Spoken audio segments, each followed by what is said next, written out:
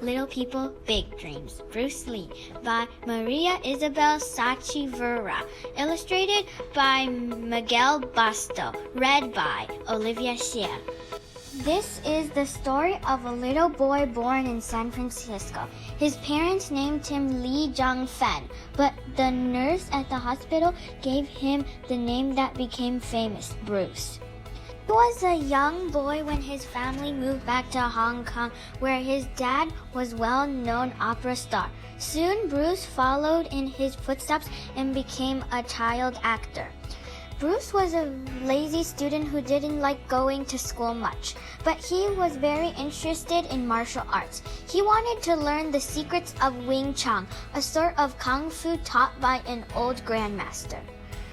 Bruce was good at almost anything, from boxing and fencing to dancing the cha-cha and Latin dancing that everybody wanted to learn and that he grew up to master.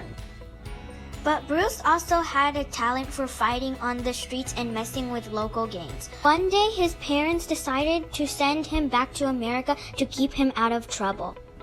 The night before his departure, Bruce made a promise to become a better person. He knew that mistakes can be forgiven if one has the courage to admit them. He crossed the Pacific Ocean as a cha-cha teacher, and once in the U.S., he studied philosophy and got a job teaching Wing Chun to his fellow students. Once he graduated, Bruce opened 3 martial arts schools on the West Coast where he mixed the best of what he had learned to create his own combat method, Jet Kune Do.